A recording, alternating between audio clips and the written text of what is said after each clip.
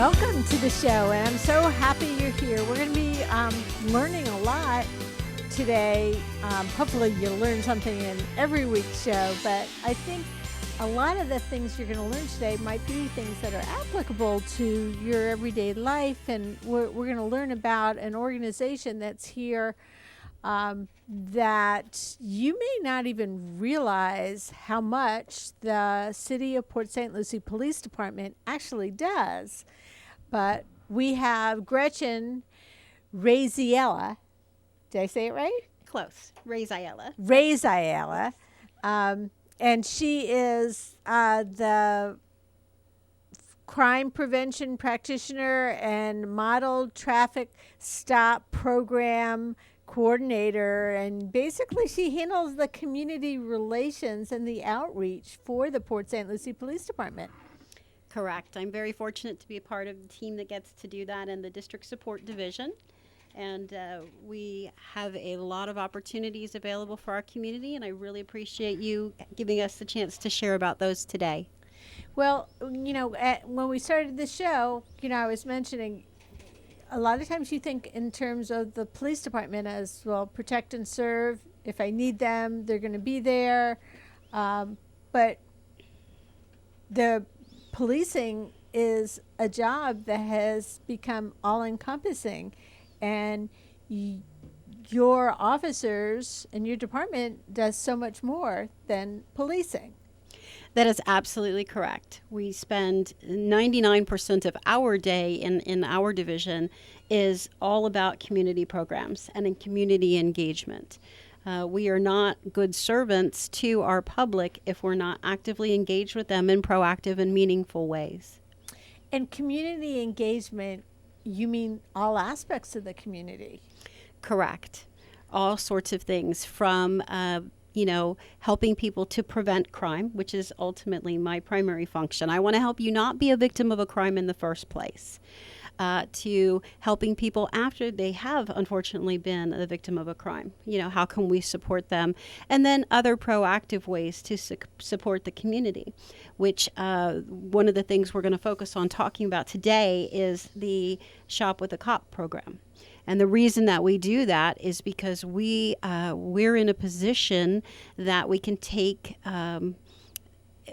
make a great impact for the community, and we can reach people who otherwise might be struggling and don't think, well, I should reach out to the police department to help me with that. That's the first person that they think of, the Correct. First organization. Correct.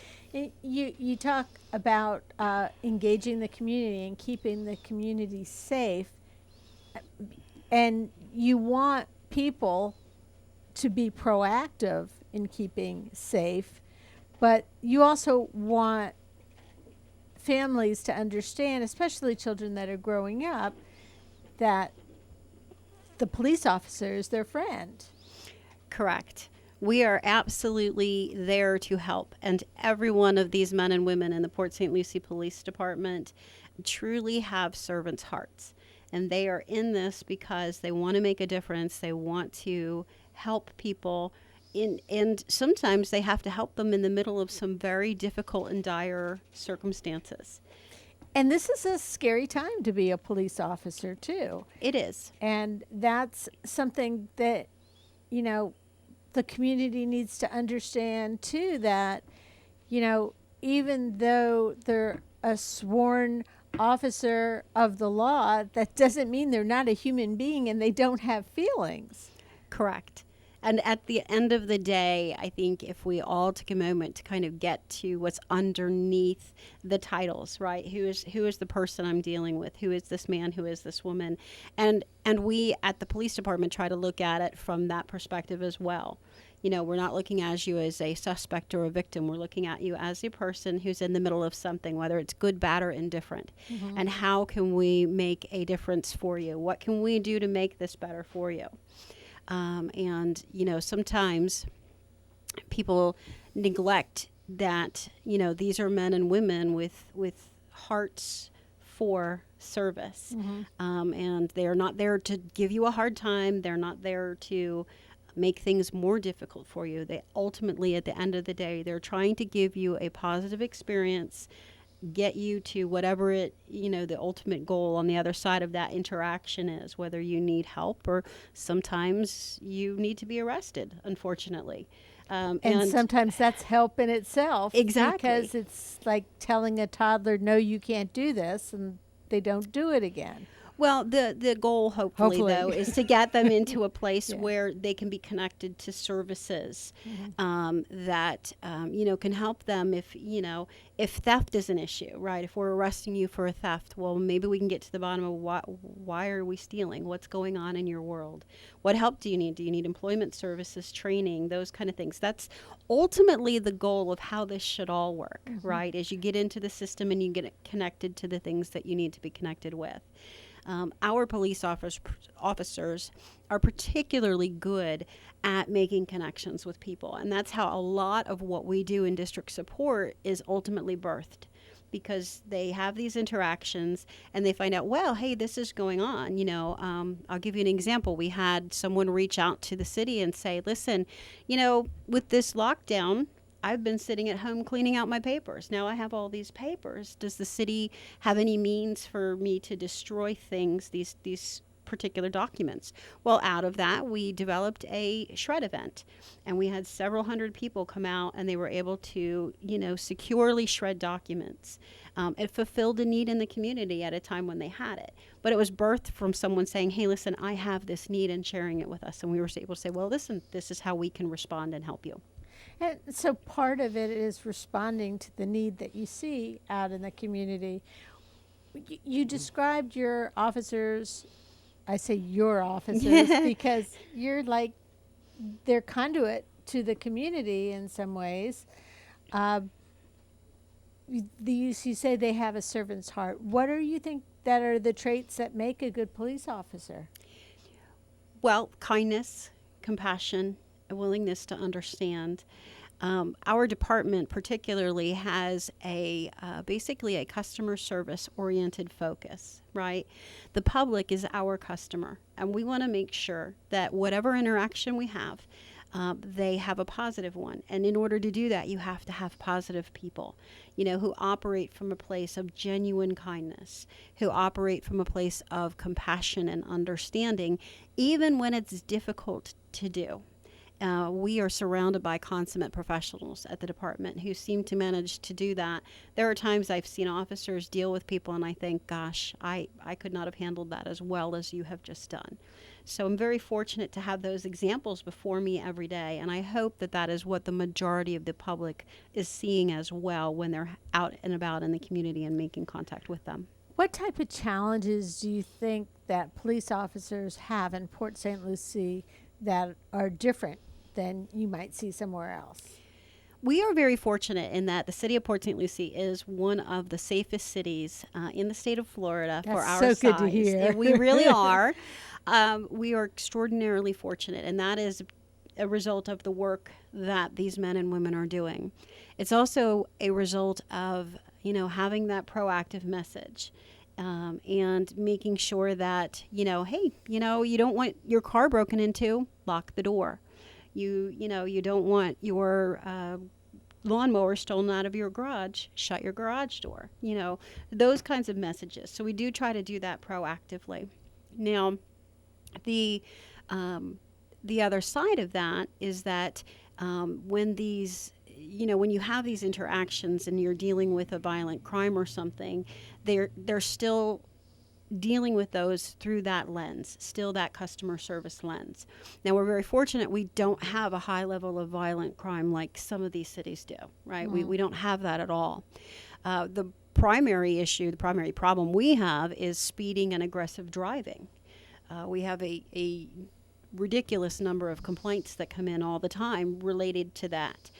So we've been focused particularly in 2020 and trying to figure out how do we get people to recognize that their driving can have an impact on the community overall, right? So those are things that we're having to deal with, and it's really hard. I drive a sports car myself, right? And who doesn't like to put the the pedal down on their gas car, which, hey, if you're on 95 and you're driving back and forth to West Palm Beach commuting every day and you're doing 70, probably more, but, Going with the flow. right, you're pacing along. Yeah. Well, then, you hop off one of those 3 exits coming into Port St. Lucie, and all of a sudden your speed is cut in half. Well, you get onto our residential streets and it's a third of that, right? Most of our residential street speed limit is 30 miles per hour. And when you've been, for 40 minutes, you've been driving at 70 or more, it's hard to slow that down. And so it can be challenging sometimes for the officers to get people to recognize, hey, you're not on 95, you're on Crosstown, or you're on, a little side street, and you need to adjust your behavior accordingly. So they're very effective in many ways in getting people to take personal responsibility and ownership that, hey, we don't have to necessarily give you a ticket today. We don't want to make things more difficult for you, but you have to recognize you can't do 70 miles an hour on our residential streets. So the other thing that you mentioned was being proactive with things like personal safety. Yes. And, that would probably include things like water safety and safety. You mentioned the not leaving the garage door up if you don't want your lawnmowers stolen, but also walking. We're getting close to the holiday season. We are in the holiday season, walking through the parking lot of the mall. Talking on your cell phone and not paying attention to things around you, and now you have, you talk about aggressive drivers. Now you have aggressive mask wearers, and so that creates a whole nother level of angst for people when they're out doing their holiday business. Indeed, it does. There's been some shifts, particularly since the pandemic started. We've seen some shifts in different types of crime that have increased. But, universally, some of the things have stayed the same, right? So, for example, auto burglary. 90% of the auto burglaries we deal with, it's because someone left their car unlocked. Mm-hmm. It's really that simple. Lock the door. I think the one that distresses me the most is when we have an auto burglary and there's a weapon that was stolen. I was just thinking Do not leave your weapon unsecured in your vehicle. Yeah. That is irresponsible. Because then there's no telling who's got their hands on it. Precisely. Mm-hmm. And unfortunately, those are the types of situations that devolve. And the next thing you know, you have a child who finds a gun and accidentally shoots themselves. And it just becomes this horrible, ugly thing that you don't want to pay the price for, right? So, take your property out of your vehicle, lock it. Park. We're getting darker earlier now. Make sure you're parking as close to a light as possible. One of my big things, particularly, we have an older generation that increases as people come down and spend the winter from up north. So as that increases, I have an older set of citizens who I have to say, dear, when you're in the Publix, close your purse.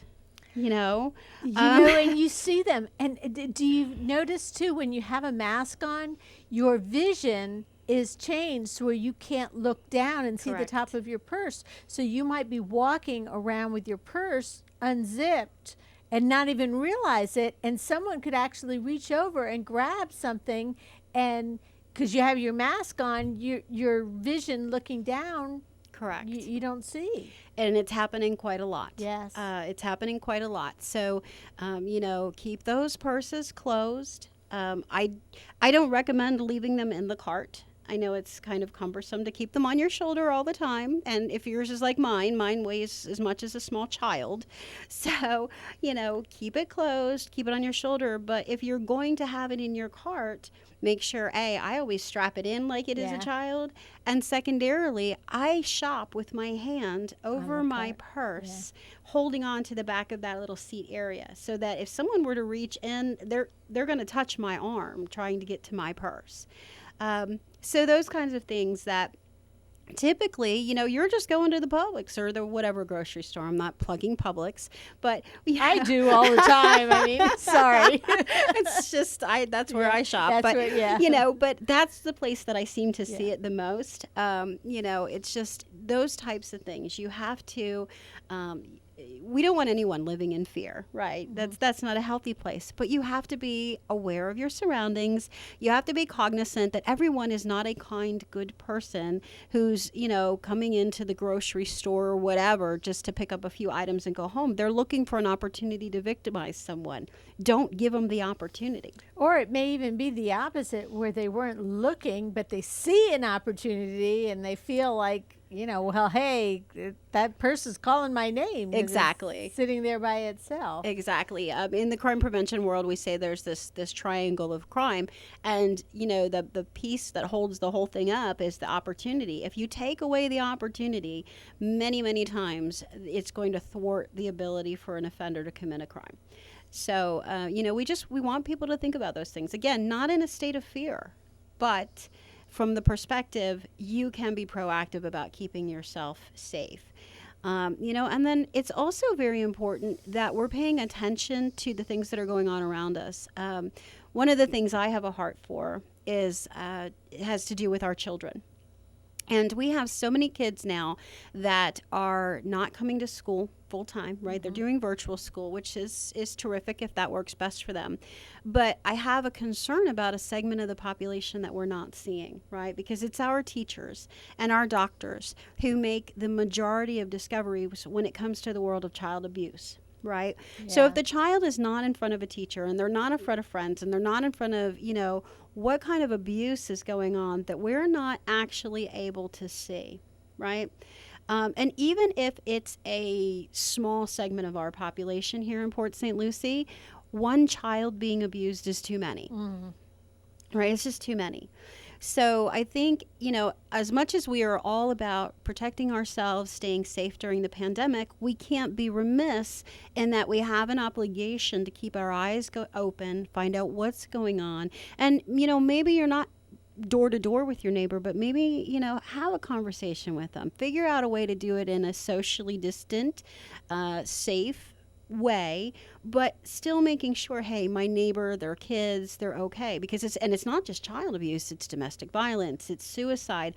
All of those types of things have become amplified with everything that we're going through with the pandemic. So how would one handle it if they were pretty certain that there was some type of abuse going on across the street or next door or whatever? What would they do? Well, there's a myriad of ways. The first, obviously, here in the state of Florida, all of that gets reported through the state. That number, I believe, is 1-800-96-ABUSE. Mm-hmm. You can call. You can report suspected abuse anonymously. It'll get referred out. It'll get investigated. If you have a concern that something is immediately going on, right in the moment, call 911. Particularly for our friends from the north, they don't realize or understand that here in Port St. Lucie, everything is handled through 911. We're conditioned up north, you only call 911 during an emergency, and you call the non-emergency number for this or that or the other. That is not how it works here. You call 911 for everything. And they filter it. And they emergency they'll send out a call for service. Let an officer get out there. Let them, check it out. And, hopefully give a child an opportunity to, be able or comfortable or have an opportunity to say, hey, listen, they're hurting me, and let us do something about it.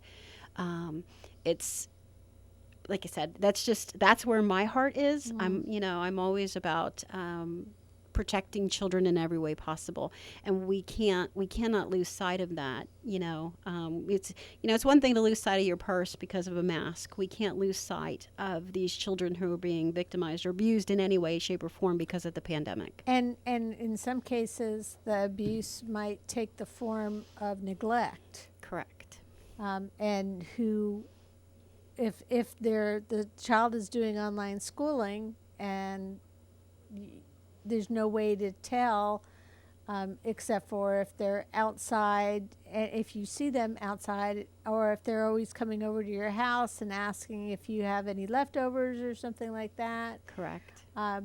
Or if you see them out alone late at night. We used to live in a neighborhood where you'd see occasionally the kids out late at night, and that's, suspicious that they're not being watched and taken care of if they're young, and they're too young to be out by themselves. Correct. We really need to kind of get back into the mindset of neighbors looking out for neighbors, right? One of the things that we talk about in our Neighborhood Watch program is that we're looking to put the neighbor back in the neighborhood. Because I don't know about when you were growing up, but when I was growing up, my neighbors were always looking out. I was always afraid to get in trouble because my mom was going to know before I ever had a chance to tell her, right? Yeah. The lady across the street was going to call her up and be like, you know what she did today? So, and I don't say that we need to be over vigilant, don't get me wrong, but we need to get back to the place where neighbors are looking out for one another. And, if you see a child and then a few months later that child looks markedly thinner, well, maybe you could ask them, hey, how are you doing? What'd you have to eat today? And, not that you're expressing to them specifically you have a concern, but then you can start to vet things out. You can start to feel things out, get some questions answered, and determine, is there a concern here? Maybe that family needs a food intervention, right? We have a lot of families. We just did a food drive today. We had like 500 or 600 cars come out. Mm-hmm. People are struggling. They're struggling with a lot of things. So don't be afraid as a neighbor to ask some questions, not in a getting into everybody's business, but look, if you have a concern, are you hungry? Do you need a sandwich? That's not an unfair question to ask. Well, I know that domestic situations are the most dangerous for the police to walk into. Does that then become dangerous to the neighbor if they're involved? Well, obviously you need to be very cautious about that. And if you don't feel comfortable, then call the police department. Or if you don't want to have that kind of a record of it, you can always come into the police station and ask for an officer to come over and meet you there. We do have an officer who works in the lobby Monday through Friday from 9 to 5. But if it's after hours, they'll come over, talk to the officer. These officers are very smart men and women. They will figure out a way to address this concern. Very, very rarely will you find an instance in our agency anyway, where someone just sweeps something under the rug. It's not accepted by our chain of command. It's not something that's tolerated in any way, shape, or form. If someone brings you a concern, you investigate the concern, and then you determine, okay, was it legitimate, or was it unfounded, whatever. But we're going to take a look. We're going to figure it out. We don't want anyone to be endangered, but at the same token, we don't want anyone to continue to be abused because nobody bothered to ask any questions or bring something up. Let's talk about some of the programs where you reach out to the community, because I know there's a number of different ways that you do reach out. One of the things you already mentioned was the Neighborhood Watch. If somebody wants to set up a Neighborhood Watch, how do they do that? Absolutely. Well, actually, many of our Neighborhood Watch groups have gone to online platforms now, which is terrific. They're using different apps, but you can reach out to me. I can and I can help you get that coordinated, give you an idea of what that would look like, help you understand what the different roles are for participating members of Neighborhood Watches. So they're a lot easier to coordinate now than they were, 5 or 6 years ago when everybody was doing it in person and you try to find a day where everyone was available. Everybody's on the app now, so it's super easy. And you also got all of those little nifty doorbell ring cameras. And absolutely. Yeah, so you can to check on people, but you are the person to contact if your neighborhood wants to set up a watch. That is program. correct. I am the Neighborhood Watch program coordinator for the department, and you would just reach out to me. I'll share my phone number at the end of our broadcast here. You can reach out to me. Cliff will put it on the words that go underneath the show too, so people will be able to refer back to it. If you're listening to the show and you're driving down the road now, you can also see a video version of the show with Gretchen and I on YouTube on the WPSL TV YouTube channel. So you can always look there, and then you can get the information, because our producer Cliff will usually put information on the bottom of the screen there. So Gretchen, originally you had reached out to me. You and I sit on a child safety council together, talking about different ways to keep children safe. And one of the things that you do, that's a program that's specific to the police department, is the Shop with a Cop program. So it isn't so much about keeping the kids safe as keeping the kids connected and giving them an opportunity to A, get some things they really need, and B, create that relationship with the police officer that they may nurture going forward. They may even decide they want to be a police officer, or they just may learn the love and respect that they have for law enforcement and moving forward. So tell me about the Shop with a Cop program. Well, thank you so much for letting me come here today to talk with you about it. We have such a dear fondness for this program. It's one of the things the officers look forward to every single year. We get donations from partners, our business partners through Walmart, Target. This year we have some additional businesses, I'll tell you about those in a minute, that have partnered with us to provide funding.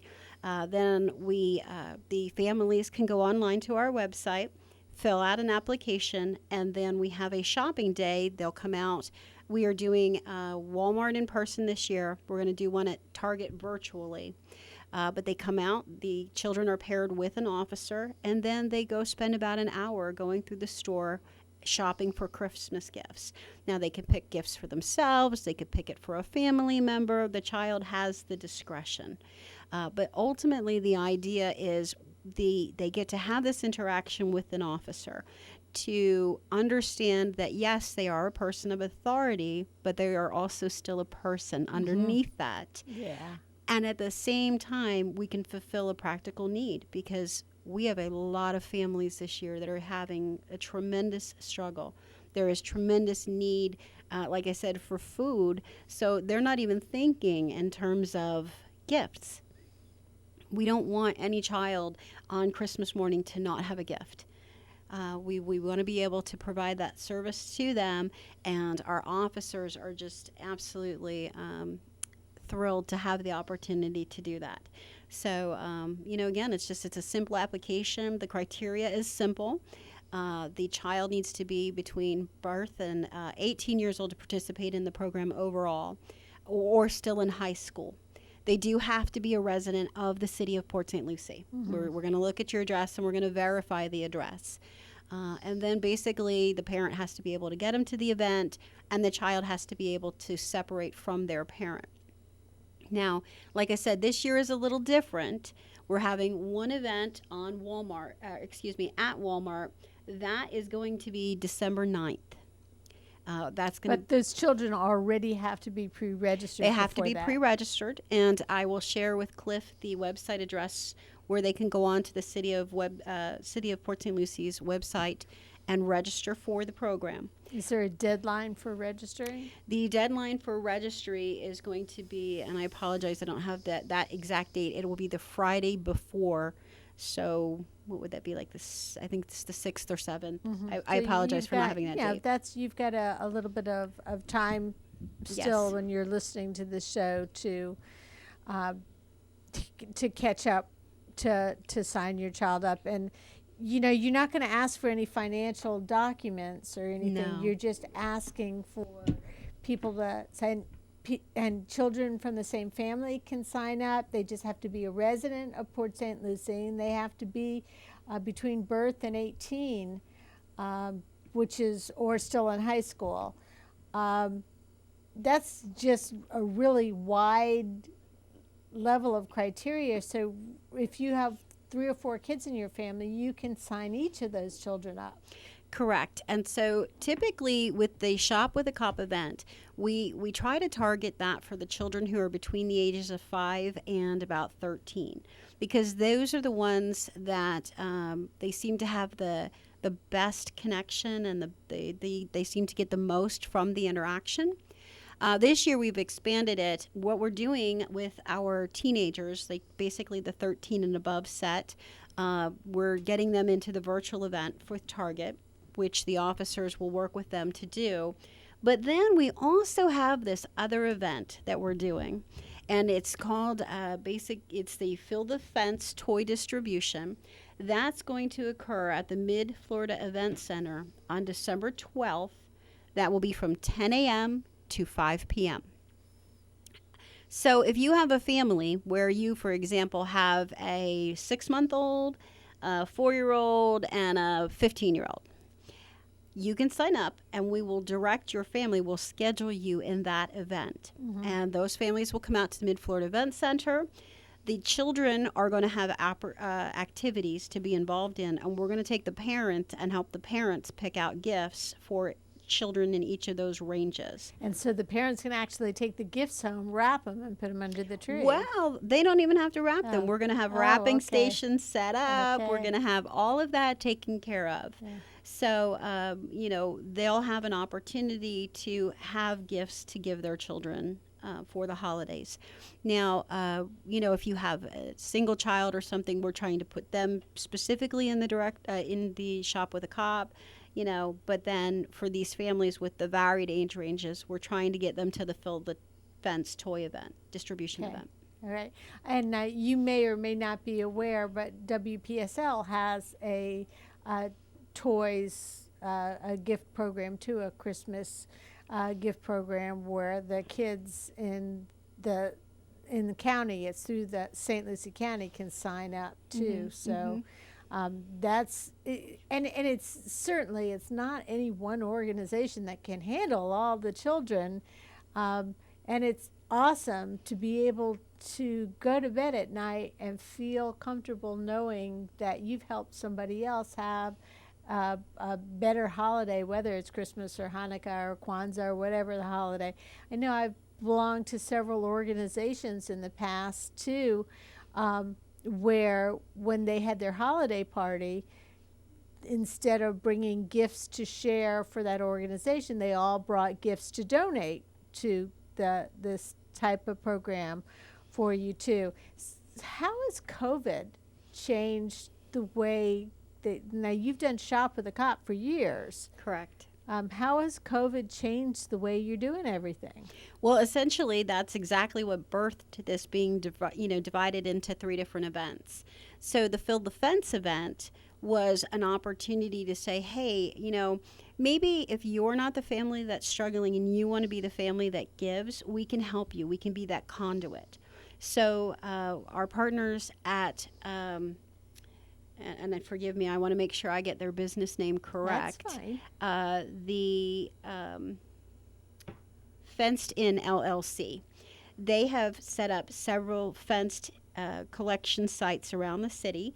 There's one at police headquarters, one at the Mid-Florida Event Center. You can go on our website. You'll see the list of where they are. But that's where someone can bring in and they can donate a toy.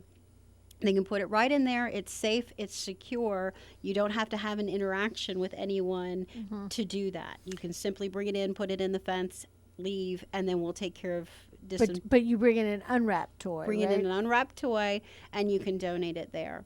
And then we will, we're taking care of the collection and making sure everything is handled in a sanitized way to be sorted and ready for the events. So that's actually the whole Fill the Fence idea came out of how are we going to be able to distribute gifts in a COVID world. So that's why the event is spread out across so many hours. The families will be assigned a time to come. We don't want 500 families showing up at 1 o'clock to go through the event. So it'll be a staggered event. Once you do the application, an officer will call you and let you know, or they'll call you or email you and let you know, A, that you've been approved, and B, this is the event you're going to be in. You're going to be in the traditional Shop with a Cop, or you're going to be in the virtual Target event, or you're going to be in the toy distribution. So you don't decide which event you're going to be in. No. Y- We'll assign you. You assign it depending on what your family's needs are. Correct. We want to make sure that, it was always hard with the Shop with the Cop event because you'd have these families that come out, they've got two kids that are running around shopping, and you're looking and there's like, oh, well, they got a toddler over there, So we would, any additional funding, we'd go grab a gift or something for the family to take for that toddler. But this is a way that we can get all of the children something. We can provide something for everyone in the family. That's awesome. So you could do the fill the fence and donate Correct. the gift, and then you all will use those gifts for the event that you're going to have at the Mid Florida Event Center. Correct. And families can sign up ahead of time, and they'll either be assigned to the Shop with a Cop or to the Mid Florida Event Center or the Target online. How does the Target one work? So we are actually still working out how that's going to be. Ultimately, what we believe is going to happen is we're going to have the officers meet with the students. They'll do a virtual shop together, and then the gifts will be sent to them, directly. It'll go to their home. But the officers will have an opportunity to sit down with the student, whether it'll be on computers or, we're just kind of having a meeting before I came up here today about the intimate details of that part. But it'll still give that teenager an opportunity to have a positive interaction with an officer and recognize that, hey, they're still all about helping you fulfill your practical needs. Right, because that's one of the most important aspects is having that interaction, having Absolutely. that connection. What type of reaction have you gotten over the years from your police officers and from the families you've helped? The police officers absolutely love these events. I mean, this is what they look forward to. If you go online after the event and you look at any of the photos, what is always amazing to me is you can see the absolute joy in the eyes and in the faces of these men and women, right? This is an opportunity. And they're not even the ones getting the presents. Exactly. This is really an opportunity for them to focus on the heart of why they became an officer, right? You get to really help somebody. You really get to make a connection with them. So the officers just absolutely love it. And the kids, the families, they are just, they're so moved that with everything going on, right, when you look at the entire scope of what policing involves in this day and age, that we would be looking at something like a practical need for the holidays. And, I don't think children need toys per se, but I think there is a need to feel like, hey, I was remembered at the holidays. Someone thought that I was important enough to make sure I had something under my tree or near my menorah or however it is you celebrate. We want to make sure that, we at the police department, Port St. Lucie Police Department, we believe you're that important. We do. And part of it, like you said, is the idea that the child is worthwhile enough. I remember little kids saying,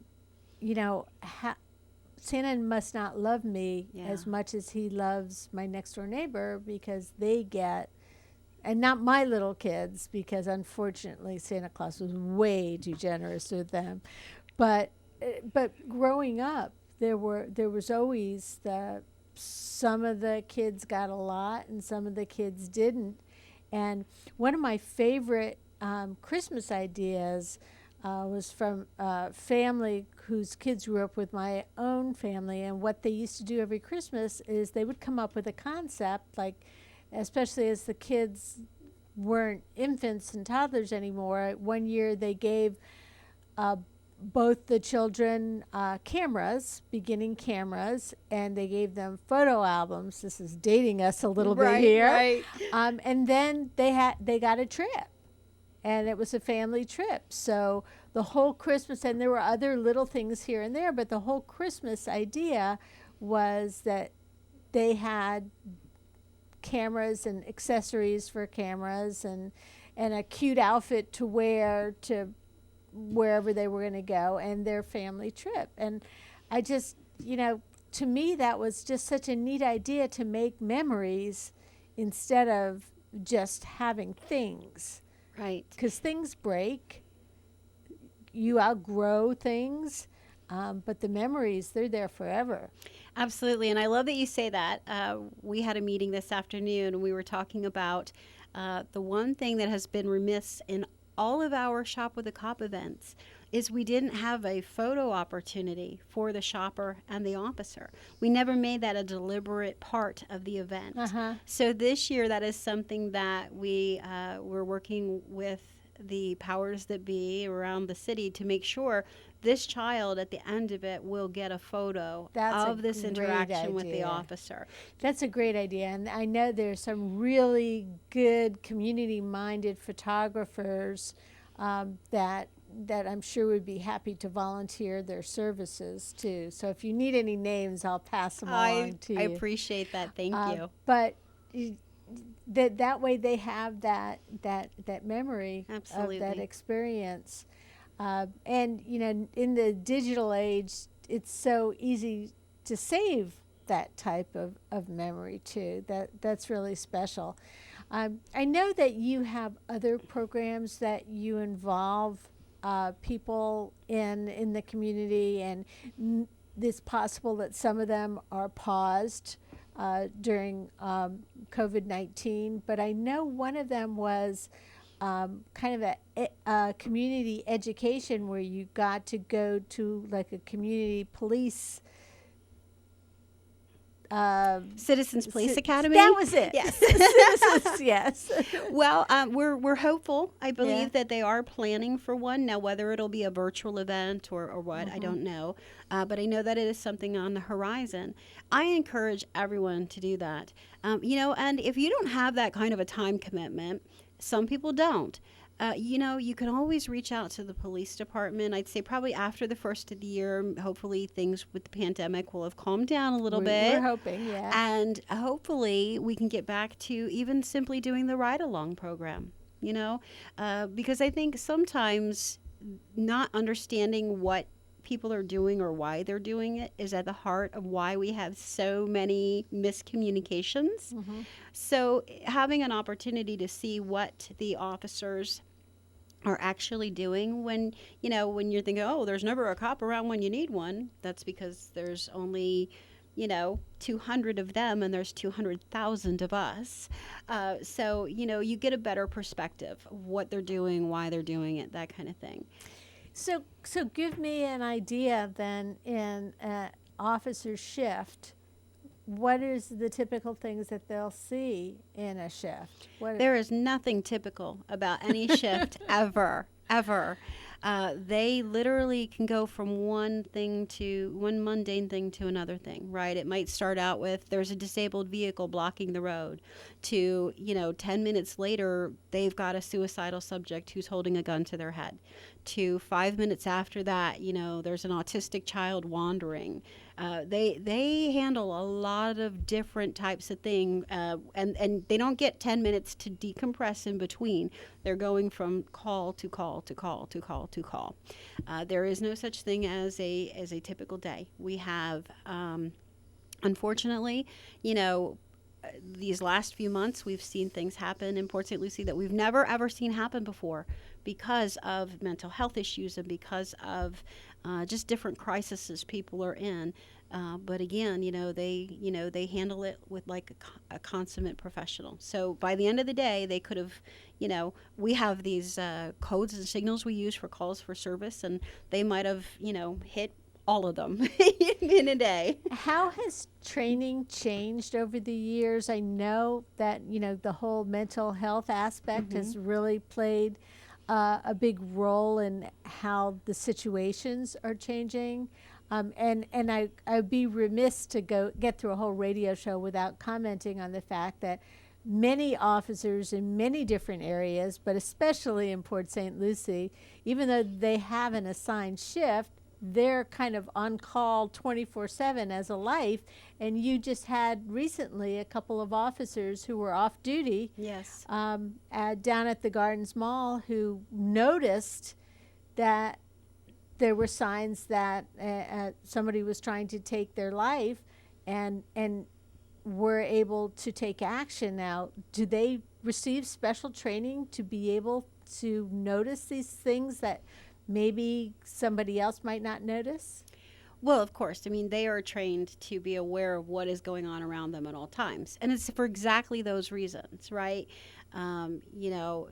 There's many, many stories. You can go onto YouTube and, look at video after video of an officer who just happens to be in the right place at the Delivering right time. babies, And saving puppies. Right, because the rest of us were driving by and not paying attention, Yeah. right? But they are paying attention to what's going on around them. One of the areas that, again, is near and dear to my heart is our special needs community. Right? Particularly our children with autism. As those rates increase, we're going to have more people on that spectrum in our general population. And the Port St. Lucie Police Department has done an exceptional job in making sure that the officers are trained to recognize and understand that. Because when you're dealing with particularly a nonverbal child on the autism spectrum, or even a nonverbal adult on the autism spectrum, if you don't recognize the differences, you might think you're dealing with someone who's having a mental health crisis. And those are two entirely different things.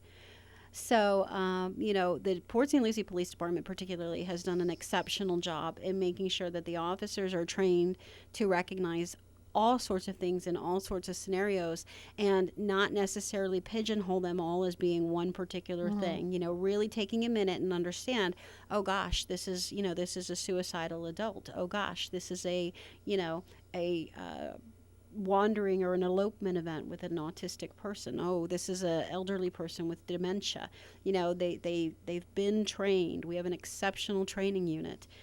They make sure that they are out and ahead of where everybody else is training. And in fact, part of my title that you mentioned is something brand new. It's going to be done in Port St. Lucie. Nowhere else in the world has it ever been done, and that's the Model Traffic Stop Program. We are going to go out and we are going to teach students how to act on a traffic stop. What do you do to have a positive interaction with a police officer? And conversely, our officers are training in how do you have a positive interaction with this young person who is, going through this traffic stop for the first time. It's a scary thing to be, Exactly. even as an adult, when I see that blue light behind my car, and not that I've seen it frequently, but my heart is racing and I'm like so jazzed up, and my response is usually, again, not that it's happened that frequently, twice in my life, but to burst into tears. Sure. But for some people, that reaction might be different. And also for someone who's either on drugs or impaired by some other means or on the spectrum, their reaction might be different as well. Well, absolutely. And even just the notion that we have a lot of children in this day and age who are growing up in fatherless homes. They don't really have a good sense of what an authority figure is and what they aren't. Right? So when they get this interaction with this officer who clearly has authority, right? They're getting you to stop what you're doing. They're coming up to you. They have a weapon. They can take you to jail. They can, there's this myriad of things that they can do. they don't understand that authority and what the proper application of that authority is. So we want to help them understand, hey, listen, we're not about dragging people out of their cars and hauling them off to jail. That is not what we want to do. We want you to just stop. We want to explain to you why we're stopping you. Understand, listen, okay, so you were doing 70 and a 45. Not a great idea, but this doesn't have to be a bad, horrible experience for either one of us, right? Not for the officer, not for the person being stopped. Well, not to slip into a controversial subject, and we only have a few minutes anyhow, but are there any situations where your officers have to be trained and reprimanded because they handled some type of stop inappropriately? I'm not privy to their disciplinary records. Right. But like we said at the beginning of this, they're people. They make mistakes, right? The important thing is we want to make sure that moving forward, we identify, well, what was the problem? And one of the things that's actually come out in doing all of this is it's just as simple as sometimes the officers go up to the door and they just get right into what they're doing, and they neglect to just simply stop and tell the person, I pulled you over because, and just doing that first at the forefront can solve a lot of communication problems, because now the person says, oh, okay, because, well, this is what it is. Right. Yeah. You pull me over, I'm coming up, there's 50 things in my head. There's 50 reasons that you could have pulled me over, but tell me at the beginning, I pulled you over because your brake light isn't working. Are you aware of that? Okay. Well, then you've changed the course of how this is going to go. I can relax because you're worried about my brake light. Well, and when you mentioned model, you said modeling on both sides. Absolutely. So not only training young people once they're driving, or if they're stopped by a police officer in some other situations, how to handle it, but also the police, putting them in the position where they see what a stop might look like. And, things go crazy all the time. They go crazy with every type of interaction that you could possibly think of, whether law enforcement is involved or not. And so practice is the only thing that makes things better. And communication. Absolutely. And that's one thing that, and I'm really happy to hear that Port St. Lucie Police Department has got an understanding of the importance of that. And has the connection to the community, continues their connection to the community, even though it's harder during COVID. Absolutely. Our chain of command, Chief Baldock, Assistant Chief Del Toro, Assistant Chief Vega, all the way down, they are exceptional when it comes to the idea of communication and effectively communicating what is going on. So we are extraordinarily fortunate to have that, and I think that's part of why we have such a good connection with the citizens of Port St. Lucie. And despite everything else going on, we've been able to maintain that. Gretchen Reyes-Ayala is the Model Traffic Stop Program Coordinator and Community Outreach for the Port St. Lucie Police Department. Gretchen, I would love to have you come back again, maybe in a couple months, to talk about any other new programs that we're starting. You've been listening to the Sue Ellen Sanders Radio Show. We'll be back here next week with more.